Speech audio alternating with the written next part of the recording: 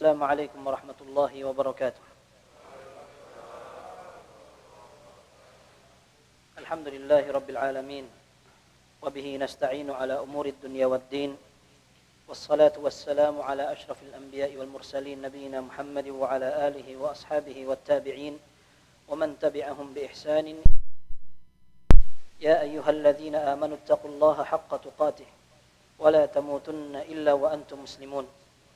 يا أيها الناس اتقوا ربكم الذي خلقكم من نفس واحدة وخلق منها زوجها وبث منهما رجالا كثيرا ونساء واتقوا الله الذي تساءلون به والأرحام إن الله كان عليكم رقيبا.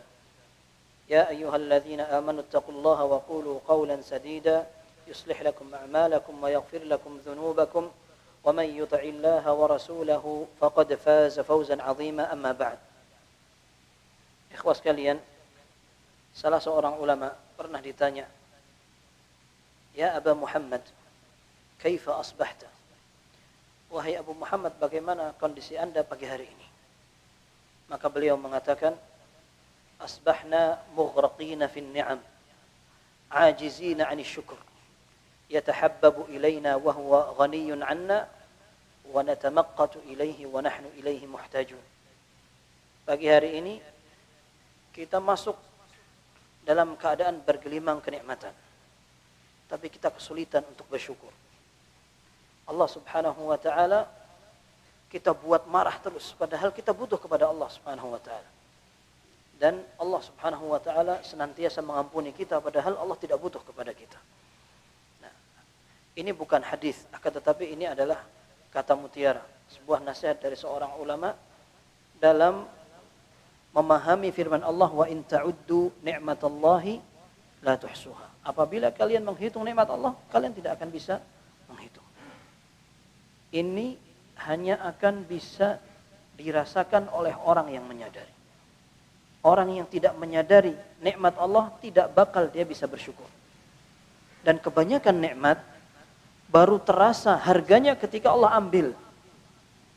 Nikmat sehat, nikmat hidup, nikmat kelapangan, termasuk nikmat harta dan sebagainya. Dan kita berlindung kepada Allah ketika ujian akan diberikan dalam bentuk agama. Na'udzubillahi min dzalik. Kemudian yang kedua, kaidahnya sudah batin. Ya. Allah Subhanahu wa taala menyatakan dalam Al-Qur'an, la in syakartum la azidannakum wa la in kafartum inna 'adzabi lasyadid. Barang siapa yang mensyukuri, jika kalian syukuri nikmat Allah Subhanahu wa taala, Allah akan tambah. Apabila tidak, maka Allah murka. Sehingga pilihannya memang hanya bersyukur, karena jika tidak syukur, Allah Subhanahu wa taala bukan hanya mengatakan kalian tidak mendapat nikmat dan tambahan rezeki, akan tapi Allah murka. Maka pandai bersyukur merupakan sifat seorang mukmin. Dan Allah katakan orang bersyukur itu sedikit.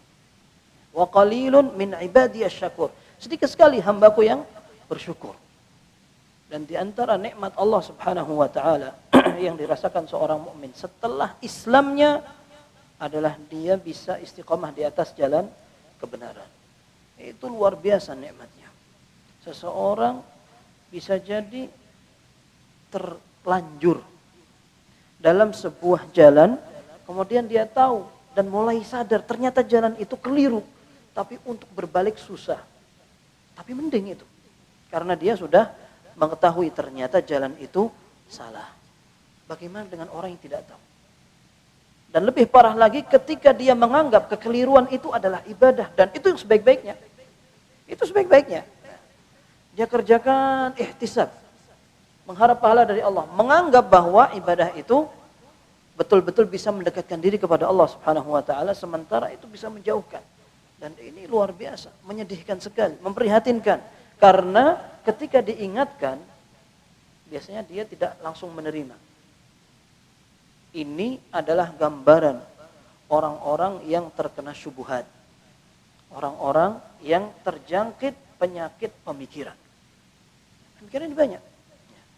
Pemikiran bisa sesuatu yang melenceng dari sunnah. Bisa bahkan yang melenceng dari agama. Dan mereka bangga. Mereka tidak merasa salah, bahkan perlu memperjuangkan. Dan ini yang ditegur oleh Ibnu Rajab Al-Hambali rahimahullah. Terkadang seseorang menyangka dia mempraktekkan hadis man abghadha fillah wa ahabba fillah. Barang siapa yang bisa cinta karena Allah dan bisa benci karena Allah Subhanahu wa taala, dia menyangka bahwa dia sedang mempraktekkan hadis itu. Ternyata tidak. Nah, maka ikhwan sekalian, bisa menerima hidayah itu juga merupakan nikmat dari Allah. Maka tugas seorang mukmin berusaha memelihara kenikmatan itu.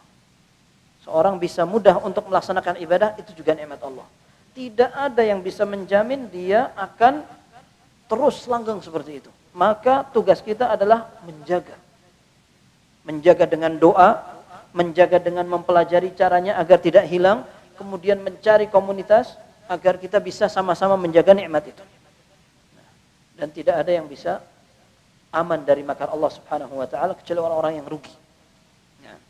Dan hadis Nabi sallallahu alaihi wasallam, innamal a'malu bil khawatim. Sungguhnya timbangan, standar, ukuran amal seorang adalah di bagian akhir. Tidak ada keuntungan untuk mantan. Orang bilang taruhlah mantan pada tempatnya.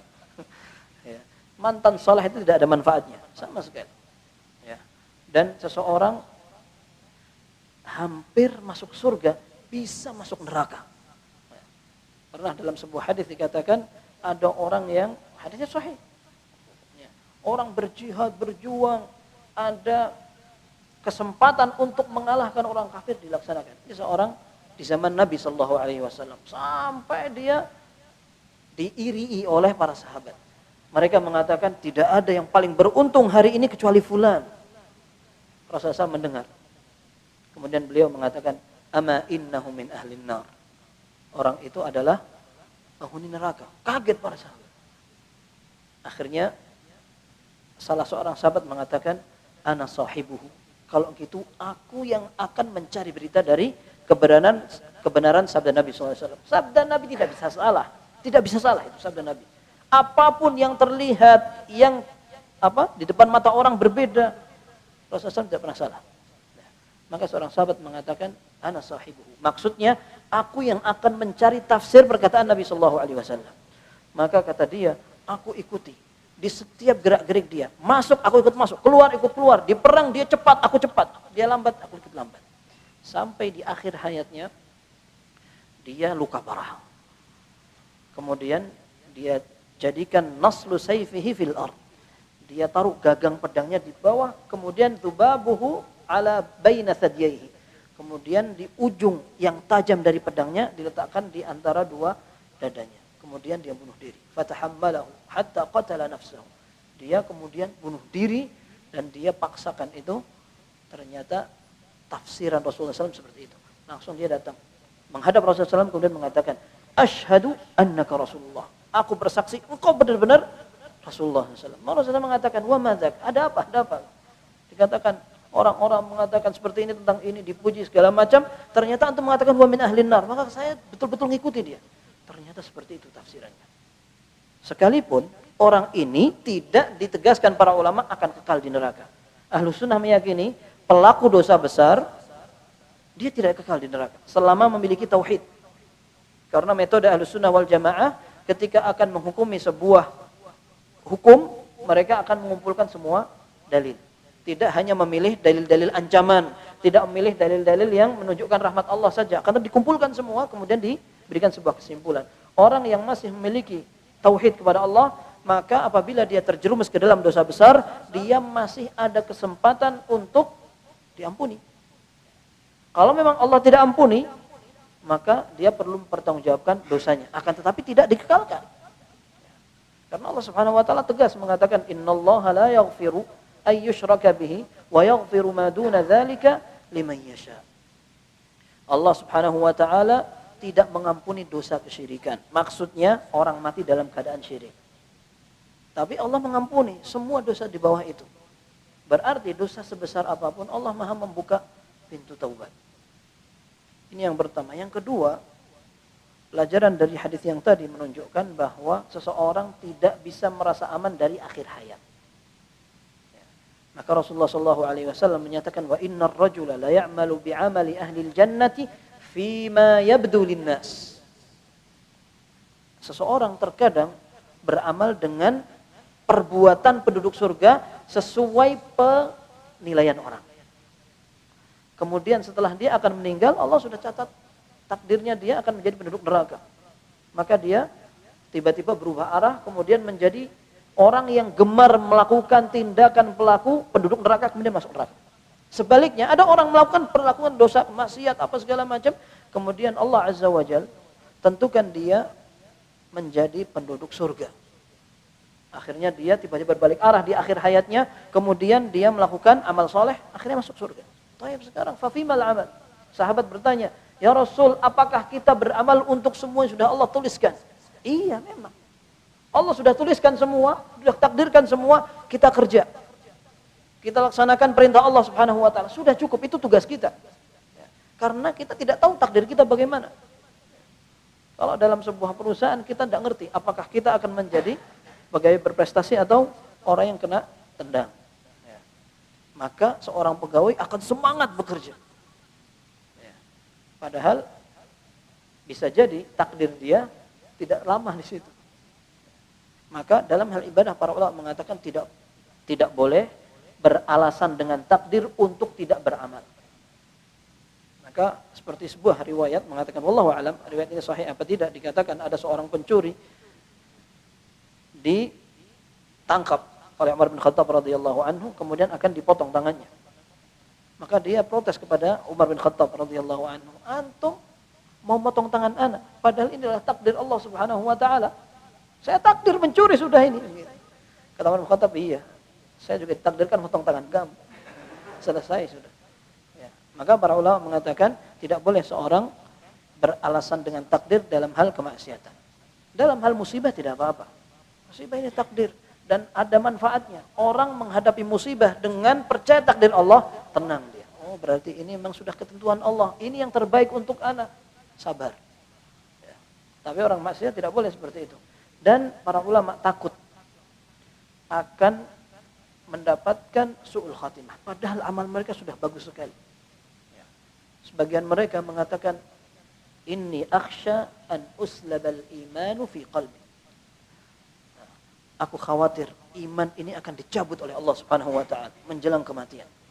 Orang mungkin baik terus, akan tapi kan tidak ngerti apakah aku termasuk menjadi orang yang syaqi. Syaqi itu artinya orang celaka atau orang yang beruntung. Nah, maka karena tidak ada yang tahu, tugas kita hanyalah berusaha. Tidak perlu mengorek-orek. Allah itu enggak adil. Kenapa kok bisa itu? Orang sudah soleh, mau mati, tiba-tiba matinya dalam keadaan memprihatinkan. Tidak usah ditanya oleh Allah kepada Allah Subhanahu wa taala. La yus'alu amma yaf'al wa hum yus'alun. Allah tidak ditanya bagaimana Allah berbuat, tapi kita yang akan ditanya. Dan tidak ada pemaksaan.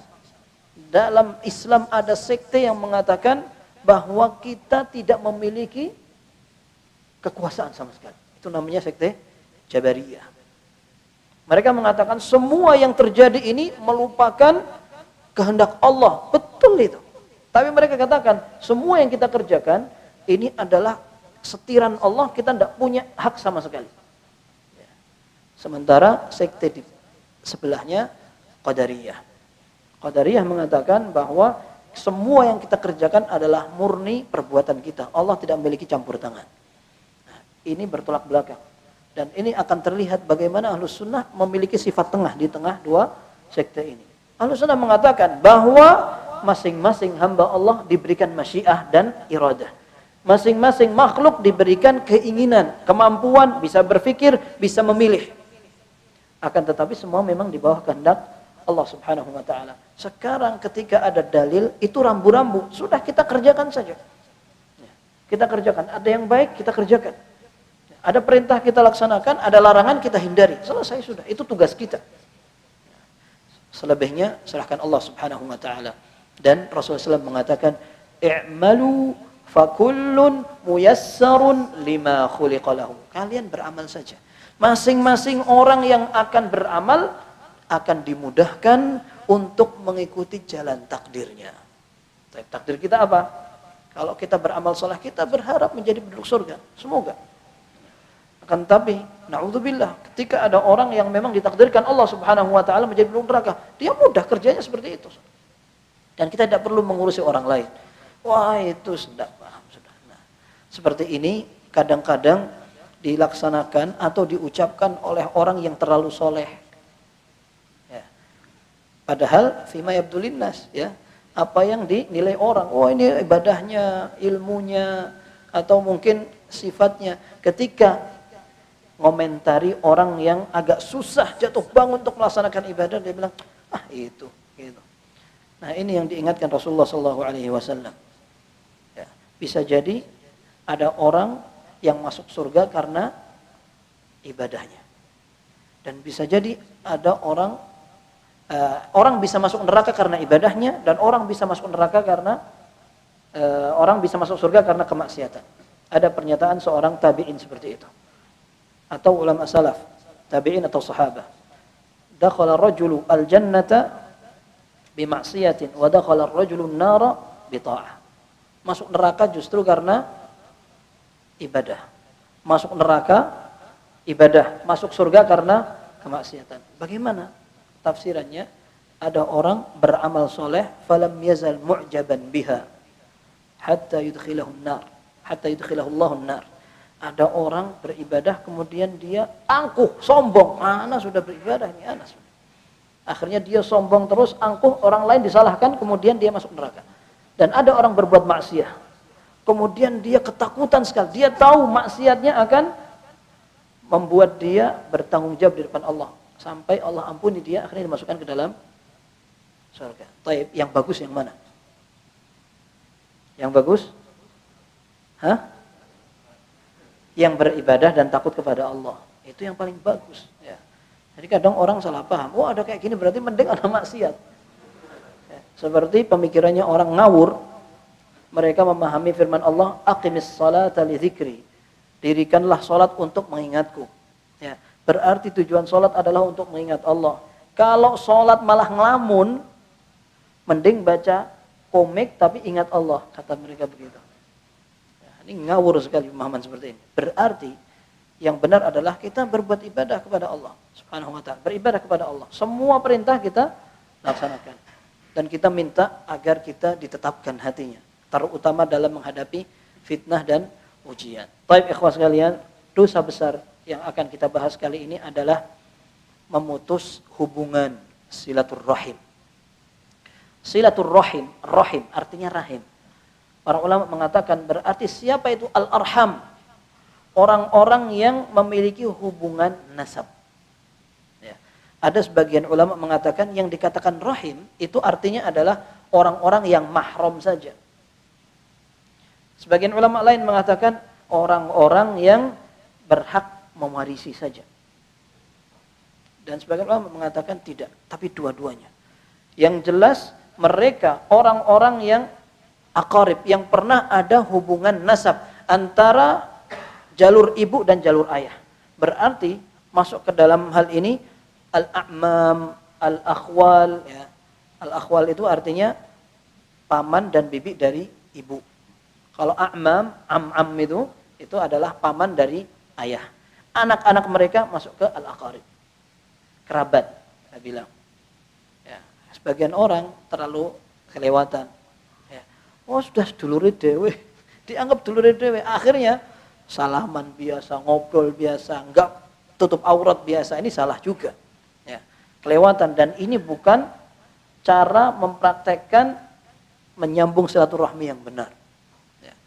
Akan tapi ikhwas sekalian, kita bisa merasakan bahwa silaturahim yang terjalin itu nikmat ketika kita melihat ada orang yang diuji oleh Allah tidak seperti itu.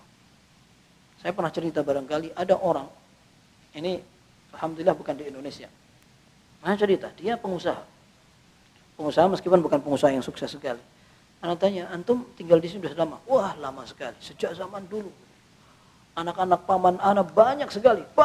Karena memang terkenal warga negara itu banyak anaknya, banyak sekali. Ya, kalau orang-orang mau lahiran itu kan bisa ketemu antara warga negara dengan warga negara. Ini anak berapa? Kasihan, anak berapa? Kalau orang itu biasanya langsung anak ke-8, anak ke-10, anak ke-12, Masya Allah, banyak sekali anaknya gitu. Nah, dia cerita, bapak saya anaknya banyak sekali, saudaranya banyak sekali, sekarang ada di sini. Tapi nggak ngertilah mereka. Maksudnya gimana? Ada mereka, ya anak tahu mereka di sana-sana, tapi anak hidup sendiri-sendiri. Ya anak tahu ini dosa. Tapi udah kayak gini. Subhanallah, bisa jadi persaingan, bisa jadi karena ada hubungan lain. Yang jelas, betul-betul dia sudah merasa itu tidak ada lagi. Hubungan kekerabatan sudah nggak ada. Dan itu ada juga di tengah-tengah kita. Padahal tadinya orang bisa rukun, tapi karena apa, kepentingan apapun akhirnya tidak rukun. Kakak dan adik tidak rukun, sepupu dengan saudaranya tidak rukun. Ya. Bisa jadi karena harta, saingan. Ya. Kalau saya orang melarat datang ke sana dikira minta-minta. Orang kaya mau datang ke orang miskin dikira mau nyetir. Ya. Akhirnya dengan perasaan itu sama setan dikompori sekalian. Wah, akhirnya tambah jauh. Itu belum kalau sama kayanya. Kata orang ini anak nggak ngerti karena nggak pernah kaya. Katanya sensitivitasnya orang kaya antar mereka itu lebih berbahaya daripada orang miskin. Orang miskin yang rumahnya kecil, kemudian mereka tiap hari saut-sautan aja, masa apa, masa ini ayo, kirim-kiriman. Itu biasanya lebih hidup terasa daripada orang yang rumahnya temboknya lebih tinggi dari rumahnya. Ya. Sampai ada yang meninggal nggak dengar. Ya, biasanya begitu.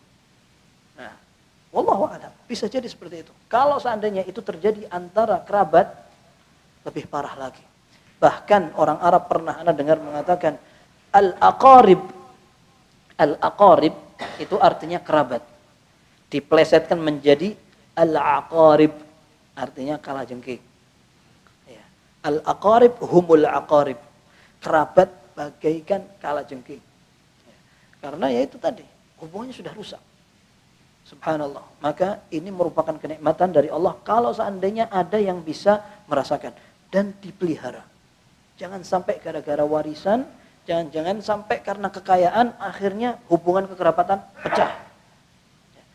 Warisan kita ambil, setelah itu bisa jadi kita belum memanfaatkan, diwarisi orang lain. Kita sudah terlanjur pecah. Wah, ruginya 2 kali. Ya.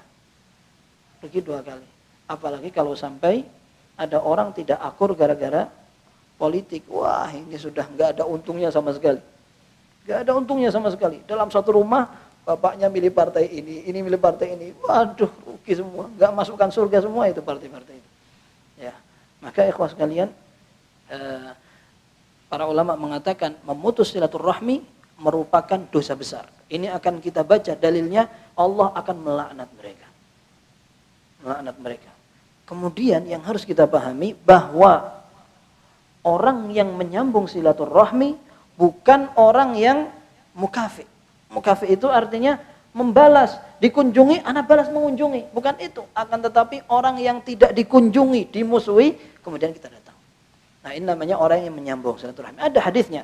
Rasulullah SAW menyatakan, "Laisal wasilu bil mukafi, walakinnal wasila alladzi man idza quti'at rahimuhu wasalaha." Hadis ini sahih diriwayatkan oleh Imam Bukhari.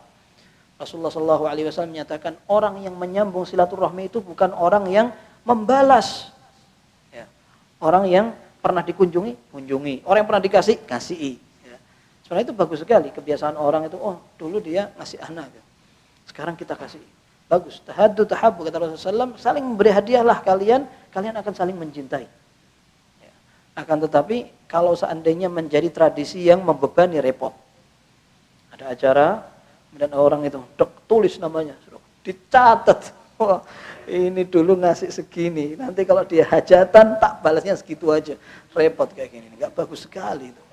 Nggak bagus, itu bukan mukafaah atau bukan berusaha membalas kebaikan. Itu hitungan namanya. Itu lebih kepada bakhil. Ya, lebih kepada sikap pelit. Di kampung antum ada kan? Ya, sangat disayangkan sekali. Itu harus dibalas atau dihilangkan. Ya. Kalau mau ngasih aja dan tidak usah dicatat-catat lah. Ya. Kalau memang tujuannya seperti itu. Biasanya apa sih tujuan dicatat? Ya, biar kelihatan gitu. Uang yang masuk untuk acara ini berapa? Gitu. Ya, tapi kalau tujuannya untuk balas dendam, repot sekali. Ya. Tapi ikhwas sekalian, ini yang disebut oleh Nabi SAW dalam Sahih Bukhari, orang yang menyambung itu bukan orang yang membalas kebaikan orang, akan tetapi orang yang hubungan kekerabatannya diputus, dia yang berusaha untuk menyambung. Wah, ini yang memang beban mental. Ya. Apalagi kalau kita melarat, ini repot biasanya. Krek, wah dikunci, dibel matiin belnya.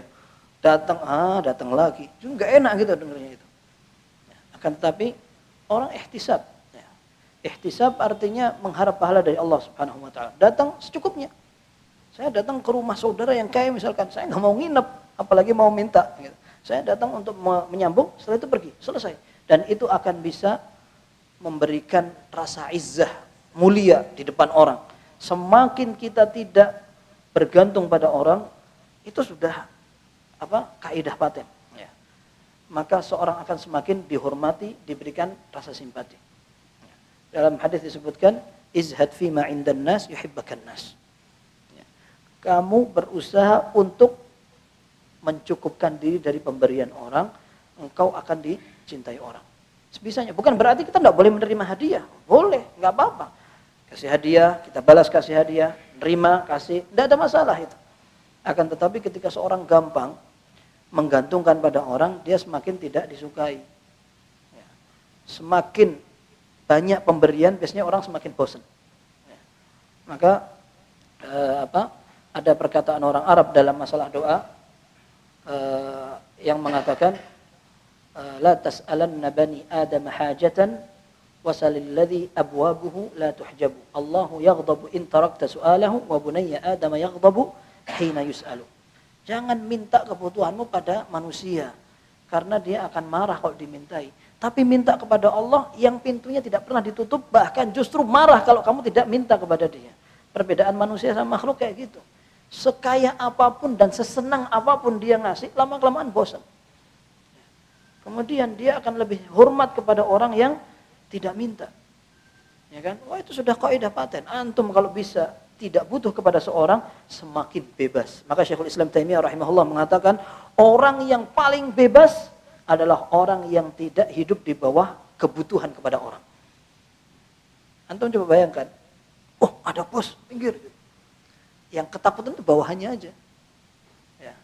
Sementara orang yang tidak kerja di situ, mau ngapain dia, mau pencolotan, mau beli, mau apa, terserah dia. Dia bukan bos anak. Ente bawahannya, ente ketakutan. Anak bukan. Ya, gitu. Makanya yang lebih bebas orang yang tidak berada di bawah dia dan ketergantungan. Ya, yang hebat lagi, dia menjadi bawahan tapi tidak menghamba. Wah, itu bagus sekali. Ya. Dan itu biasanya orang yang punya wibawa, orang punya ilmu yang ilmunya betul-betul dalam. Seperti para ulama di zaman dulu, tabi'in, seperti Imam Malik rahimahullah. Imam Malik rahimahullah didatangi oleh khalifah waktu itu. Seingat ana, kalau tidak salah, beliau adalah Khalifah Harun ar-Rasyid. Bilang kepada Imam Malik, wah Abu Abdillah, ana minta waktu antum untuk ngajari anak-anak di istana. Zaman sekarang orang mau ngisi pengajian di istana, wah gagah sekali. Ya, masuk dikawal, kemudian ya mungkin banyak sekali iming-imingnya. Ya. Zaman itu Imam Malik rahimahullah mengatakan apa? Beliau mengatakan apa yang antum perintahkan pasti akan dilaksanakan. Dan antum bisa menunjukkan izzahnya ilmu di negara ini. Antum Antum pejabatnya. Ketika antum membuat ilmu ini akan terasa benderang di kota ini, antum yang akan bisa melakukan itu. Tapi antum tahu kan, ilmu itu yukta walayati. Ilmu itu didatangi, bukan datangi, dipanggil kayak gini. Ngomongnya sopan, tapi wibawa. Sampai akhirnya, iya benar. Sudah, anak-anak kamu ke masjid semua. Ya, anak sultan, ya, datang ke masjid mau ngaji. Ya, zaman sekarang, ustadz ini gak ada pakai. Ya, kita panggil ustadznya, ustadz yang agak keren lah begitu. Nah, na'udzubillah, ilmunya mau berkah gimana kalau begitu. Tapi orang sekalian, ini kok ngalor ngidul kita. Ya. Mengunjungi atau menyambung hubungan silaturahim ini merupakan perintah syariat. Dan Allah Subhanahu wa taala puji mereka dalam Al-Qur'an berbeda dengan orang kafir. Allah mengatakan dalam surat Ar-Ra'd, "Afaman ya'lamu annama unzila ilaika min rabbikal haqqu kaman huwa a'ma innama yatadzakkaru ulul albab. Apakah orang yang tahu bahwa wahyu yang diturunkan kepadamu itu adalah benar sama dengan orang buta? Maksudnya buta hidayah. Sungguhnya yang bisa mengambil pelajaran ini adalah orang berakal. Siapa orang yang berakal itu? Yang pertama, alladzina yufuna bi'ahdillah wa la yanquduna al-mitsaq. Orang yang melakukan janji Allah dan mereka tidak menerjang apa yang Allah larang. Walladzina yasiluna ma amara Allahu bihi ayyusal. Orang yang berusaha menyambung apa yang Allah perintahkan untuk disambung. Ini tanda orang berakal. Orang yang terbedakan antara dia dengan orang yang kafir. Orang yang ama tadi. Kaman huwa a'ma. Orang yang buta. Perlihatannya, agamanya, mata hatinya. Di antara ciri yang membedakan adalah yasiluna ma amarallahu bihi ayyusal. Menyambung apa yang Allah perintahkan untuk disambung. Ada orang soleh tapi qati'ur rahim. Subhanallah. Ya. Soleh. Ngaji. Tapi dia sendiri yang memutus silaturahmi. Gimana? Ya. Gengsi. Ya. Repot. Penyakit gengsi ini repot sekali. Orang disuruh untuk ngalah susah luar biasa ya. Na'udzubillah. Dan ini memang yang bisa membolak-balikkan hati hanya Allah Subhanahu wa taala. Maka seorang perlu berdoa kepada Allah agar hatinya dilunakkan. Kalau ada orang yang kolot, kaku, didoakan. Karena yang punya hati adalah Allah Subhanahu wa taala. Tidak ada ini enggak bisa, sudah enggak sholat, dia sudah enggak bisa, dinasihati ngamuk. Ini orangnya udah gimana gitu. Didoakan. Ya. Termasuk dalam masalah menyambung silaturahmi ini, kadang orang sudah anak nggak mau. Kalau anak yang pertama datang ke sana, berarti anak yang lebih terhina. Ya. Orang akan semakin melihat, oh anak di bawahnya. Akhirnya gengsinya itu sampai akhirnya membuat dia tidak mau sama sekali memulai. Satru, bahasa Banyuwangi, tidak mau nyapa. Rasulullah SAW melarang itu. Tidak boleh seseorang yahjuru akhahu fawqa thalathin, yaltaqiyan fayu'ridu hadha wa yu'ridu hadha. Dua orang saling tidak menyapa lebih dari 3 hari, ketemu melengos. Wa khairuhuma alladhi yabda'u bis salam. Yang paling bagus di antara 2 orang yang sedang satu ini adalah yang pertama mengucapkan salam. Salamin aja. Assalamualaikum. Melengos. Karpiro.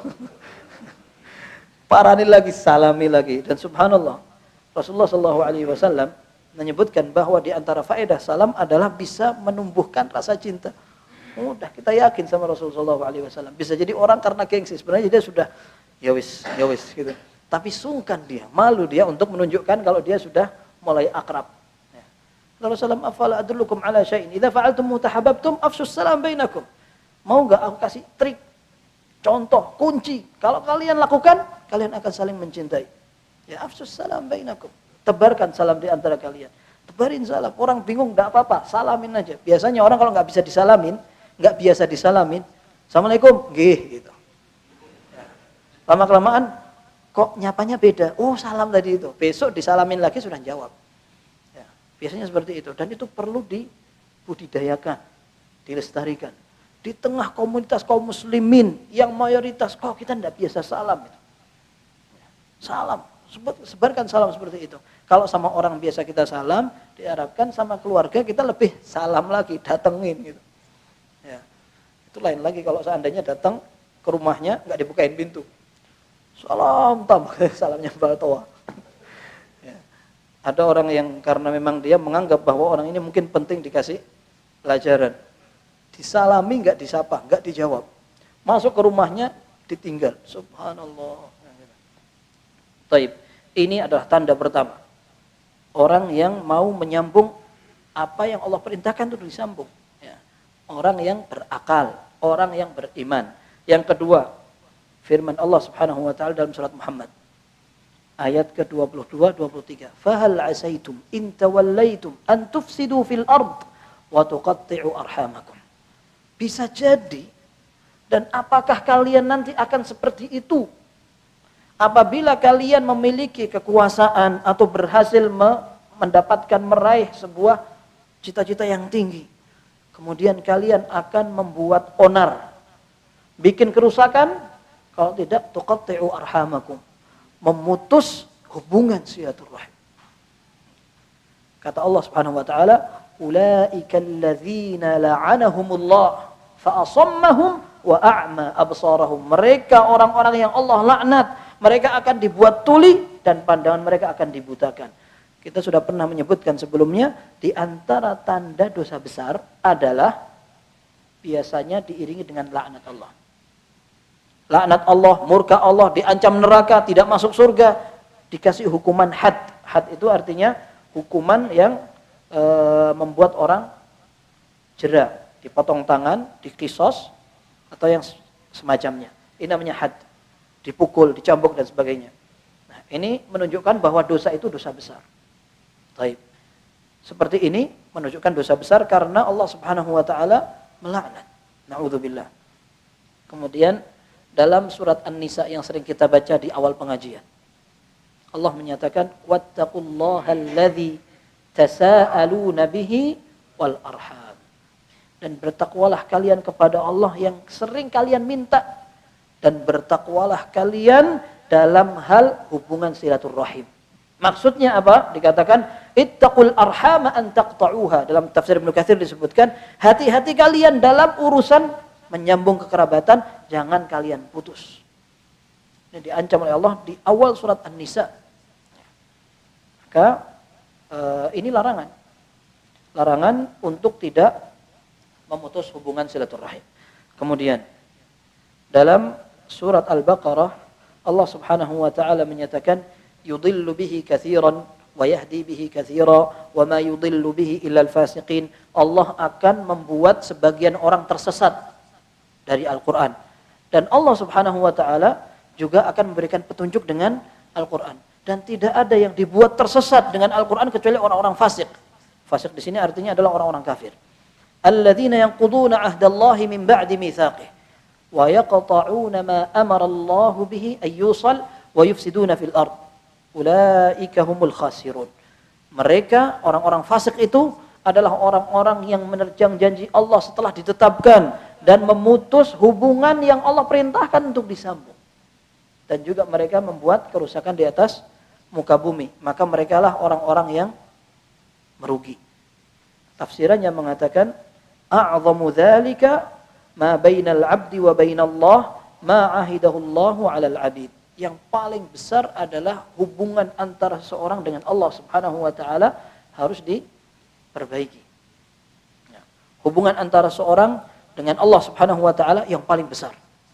Nah, hubungan dengan sesama menjadi samarah atau dampak bagi atau positifnya. Buah dari hubungan orang dengan Allah Subhanahu wa taala adalah hubungan sesama yang membuat orang saling mencintai Allah Subhanahu wa taala. Lau anfaqta ma fil ardi jami'an ma allafta baina qulubihim walakinallaha allafa bainahum. Seandainya kamu sumbangkan semuanya yang kamu miliki, semua yang ada di atas bumi, antum sumbangkan semuanya untuk mendamaikan orang, tidak bisa. Kecuali Allah saja yang bisa mendamaikan mereka. Yang tidak musuhan jangan berusaha untuk dipisah. Nah, dan ada orang yang baik hubungan sosialnya, tapi hubungan dengan Allahnya jelek. Nah, ini bahaya. Ini juga bahaya. Sebagaimana kita sudah sebutkan, ada orang soleh, ibadahnya bagus, hubungan dengan kerabatnya jelek. Ini juga bahaya. Ya. Ini juga tidak mencerminkan seorang mukmin yang hakiki. Baik, dalam hadis yang diriwayatkan Imam Bukhari dan Muslim, Rasulullah SAW menyatakan, la yadkhulul jannata qati'. Maksudnya qati'ur rahim. Tidak akan masuk surga orang yang memutus hubungan silaturahim. Memutus hubungan silaturahim seperti tadi kita sebutkan, memang saling tidak mengunjungi. Ya, saling tidak mengunjungi. Kemudian diingatkan oleh penulis, biasanya hubungan orang yang sering diputus itu orang miskin. Orang miskin. Sementara orang kaya biasanya ada kepentingan. Kalau bukan karena menjaga hubungan kekeluargaan, kekerabatan, minimal ada maslahat, ada kepentingan. Tapi orang miskin tidak ada kepentingannya. Datang dikira ngemis, mau kerjasama apanya, nanti dia nggak bisa urun selain badannya. Itu pun kalau dia kerja belum tentu untung. Wah repot kayak gini. Biasanya ada orang yang mending hati-hati daripada hubungan dengan keluarga akhirnya menumbuhkan kebencian. Wah daripada kita deket akhirnya sakit, mending pasang jarak. Banyak orang punya pertanyaan seperti itu. Saya itu tidak disapa. Kalau saya datang nanti malah tambah rame. Gitu. Ya datangnya mau ngapain? Ya datang disapa, dikasih hadiah, sebentar pergi sudah. Ya, jangan tambah dibiarkan seperti itu.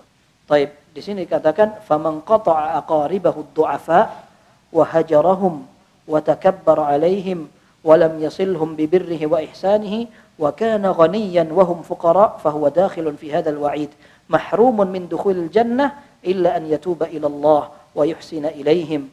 Nah, barang siapa yang memutus hubungan orang-orang kerabat yang miskin dan dia kaya, tidak berbuat baik untuk mereka, tidak memberikan apa-apa untuk mereka, dia kaya, mereka miskin, maka dia akan masuk dalam ancaman dalam hadis yang diriwayatkan Imam Bukhari dan Muslim tadi.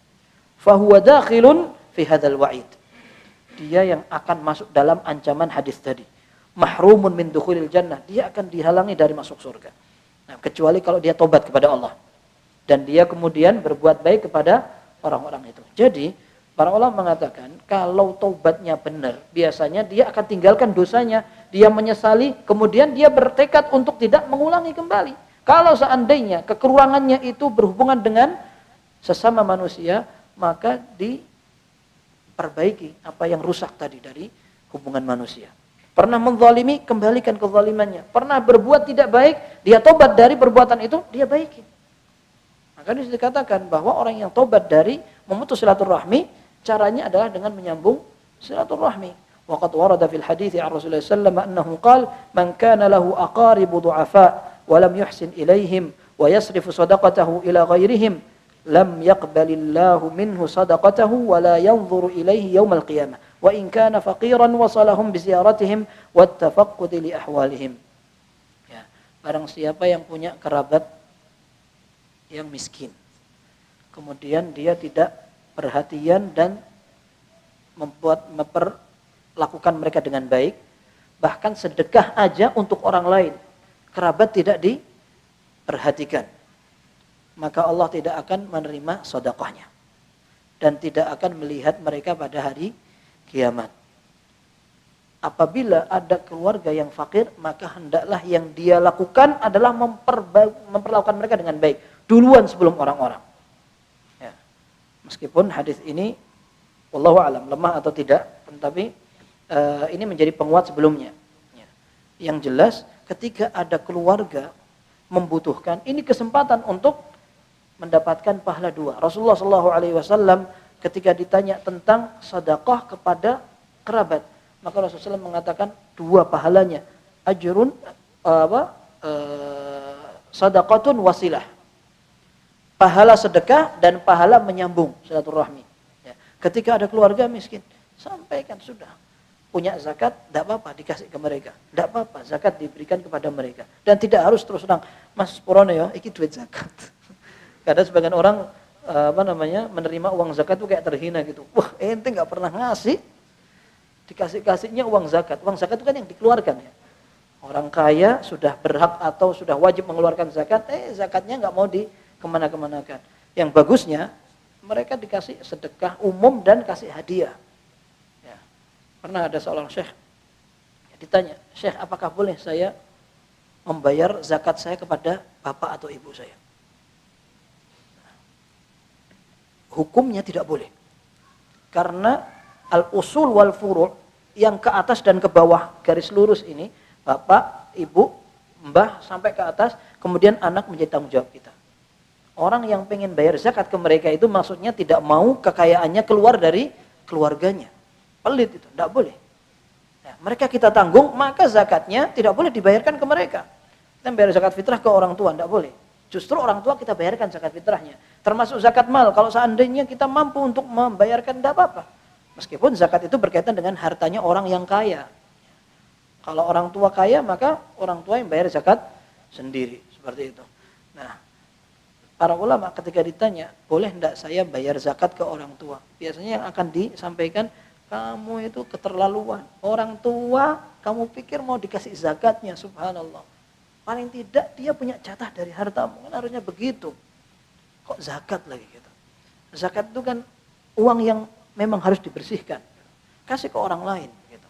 Nah, akan tapi ketika ada sedekah yang umum, maka orang pertama yang harus diperhatikan adalah keluarga. Rasulullah SAW ketika ditanya tentang sedekah oleh seorang sahabat, kata Rasulullah SAW, tasaddaq bihi ala nafsik. Harta itu kamu berikan untuk kepentingan dirimu sendiri. Kalau enggak, maka kepada keluarga terdekat. Kalau enggak, maka al-aqrab fal-aqrab. Yang lebih dekat, yang lebih dekat. Ya, itu yang diprioritaskan pertama. Seperti itu. Nah, Rasulullah SAW menyatakan dalam hadis yang hasan, silu arhamakum walau bissalam. Yang tidak mampu untuk memberikan harta, maka usahakan menyambung hubungan silaturahim dengan salam. Salam nggak bisa, WhatsApp tok. Assalamualaikum. Udah assalamualaikum nggak dijawab, ngamuk. Wah, nggak dijawab salam Anda. Ini ada faedah dari Syekh Sulaiman Ar-Ruhaili. Hafizahullah, beliau mengatakan bahwa salam itu seperti dengan kita ucapkan salam. Artinya kalau seandainya sudah dijawab, maka orang yang di sekitarnya tidak wajib untuk menjawab. Ya. Assalamualaikum. Kemudian antum ada yang satu jawab, sudah yang lain tidak wajib. Begitu juga ketika kita mengirim surat, tulisan Assalamualaikum warahmatullahi wabarakatuh. Kemudian kita sudah dijawab dengan lisan. Kita jawab dengan lisan. Maka tidak ada kewajiban untuk menulis dengan tulisan. Kalau mau dijawab dengan tulisan tidak apa-apa. Tapi tidak wajib. Karena kita sudah jawab, yang penting Assalamualaikum, Waalaikumsalam warahmatullahi wabarakatuh. Seperti itu. Nah, kemudian ini dikatakan kalau memang tidak mampu untuk menyambung hubungan kekerabatan dengan harta, maka setidaknya dengan salam. Kemudian dalam hadis dikatakan, riwayat Bukhari, Rasulullah SAW mengatakan, man kana yu'minu billahi wal yawmil akhir falyasil rahimahu. Ma'ruf hadis ini. Barang siapa yang beriman kepada Allah dan hari akhir, hendaklah dia menyambung hubungan silaturahminya.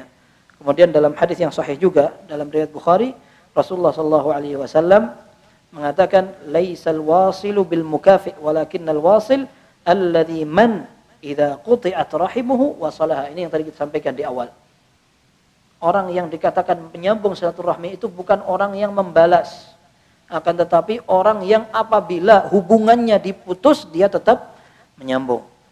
Kemudian dalam riwayat Al-Baihaqi dan dinilai sahih oleh Syekh Albani, Rasulullah SAW menyatakan, yaqulullahu ta'ala, Allah berfirman, anar rahman wa hiyar rahim. Aku adalah yang maha pengasih. Dan ini adalah hubungan kekerabatan. Faman wasalaha wasaltuhu. Barang siapa yang menyambung hubungan kekerabatan, aku akan sambung hubunganku dengan dia. Waman qata'aha qata'tuhu. Barang siapa yang memutus hubungan kekerabatan, maka aku akan putus hubungan dengan dia. Nah, dan terkadang penyakit menular. Ada orang yang tidak menyambung silaturahmi gara-gara dia disibukkan dengan kawan yang juga tidak menyambung silaturahmi. Dan bisa menyambung silaturahmi itu kelebihan, keistimewaan. Ada waktu khusus atau ada agenda khusus untuk menyambung mereka, nelpon atau mengunjungi, mengirim hadiah, itu luar biasa. Pahalanya besar sekali insya Allah. Ya. Nah, akan tetapi ketika mendapat kawan yang suka untuk tidak menyambung silaturahmi, kemudian dia ketularan, mungkin sekali. Bahkan paling tidak dia mendapat pembenaran, oh ternyata bukan anak tok yang kayak gini. Ya. Oh enggak apa-apa, biasa aja. Gitu. Ini aja sudah lama, dia malah musuhan. Gitu. Nah, tiap hari celaan, oh na'udzubillah. Nah, maka memilih kawan juga penting. Terkadang seseorang sudah santai, hatinya lunak karena berteman dengan orang yang punya kebiasaan buruk, ketularan dia. Maka di antara yang dinukil dari nasihat cucu Ali bin Abi Thalib, yaitu Ali bin Husain bin Ali bin Abi Thalib radhiyallahu anhum ajma'in, dikatakan dia memberi nasihat kepada anaknya.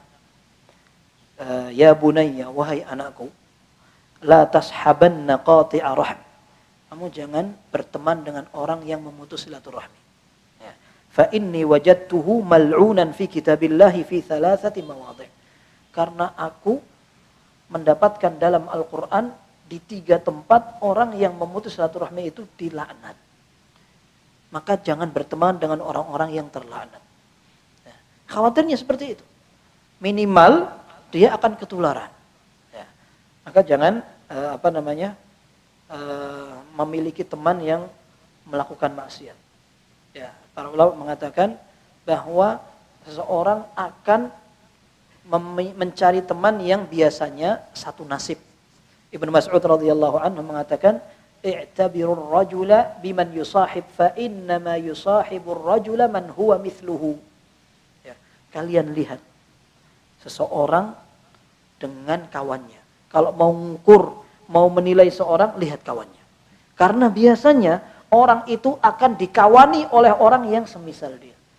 Sama-sama ndak sholat, sama-sama ndak akur, sama-sama miskin, sama-sama perantauan, sama-sama masalah dengan istrinya.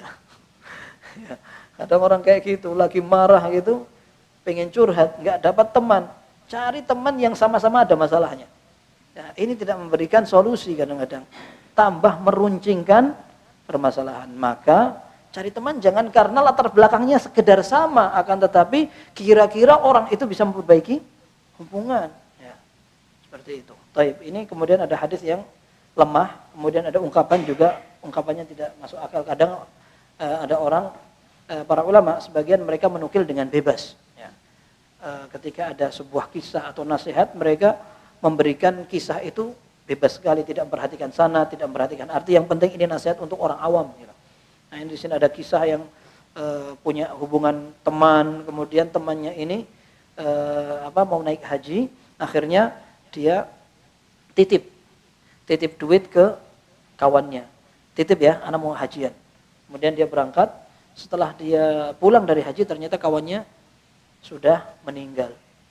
Dia minta ke kerabat-kerabatnya, saya pernah nitip sebelum berangkat ibadah haji uang sekian-sekian di keluarga kalian. Wah, mereka nggak tahu semua. Ya, akhirnya kok dia disuruh melihat ke Zamzam. Ada yang membisiki atau memberikan nasihat, coba kamu ke Zamzam, nanti ke Zamzam teriak, "Hai fulan, gimana kabarmu?" gitu.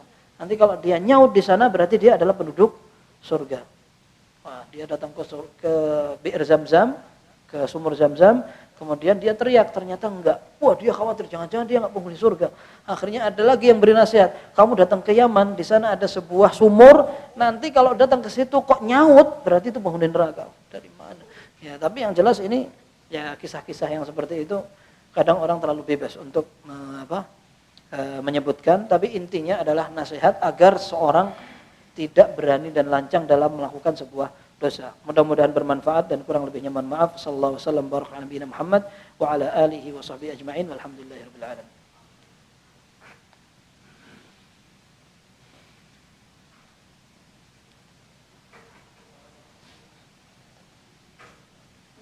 Alhamdulillah, kalau tidak ada pertanyaan kita cukupkan sekian, dan ini menjadi pertemuan tersingkat dalam sejarah. Dan mudah-mudahan manfaat, dan apabila ada kekurangannya, kemudian ada yang salah, ana siap merujuk untuk mengikuti pendapat yang benar. Sallallahu alaihi wasallam baraka nabi Muhammad wa ala alihi washabbihi ajmain. Antum pura-pura nanya apa?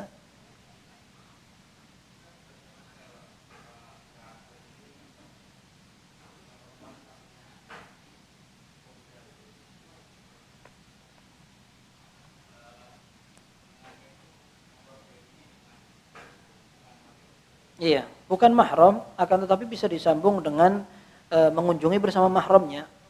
Seorang laki-laki datang bersama istrinya, kemudian tidak salaman, tidak khalwah, menyendiri dalam satu tempat, laki dan perempuan.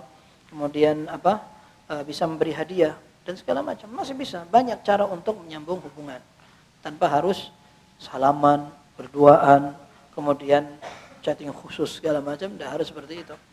Allahu a'lam.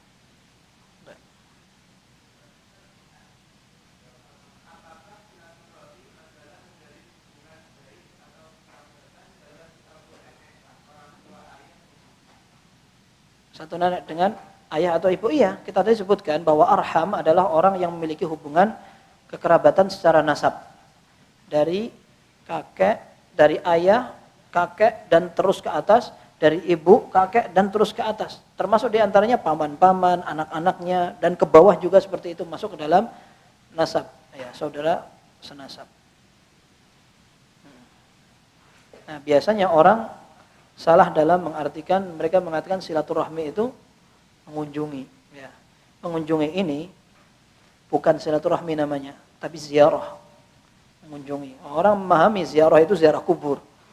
Ana ziarah ke tempat antum, kurang ajar ente. Ya, padahal ziarah itu artinya mengunjungi, dan ziarah itu bisa dipahami secara luas. Datang ke tempat rekreasi juga namanya ziarah. Ya. Ya.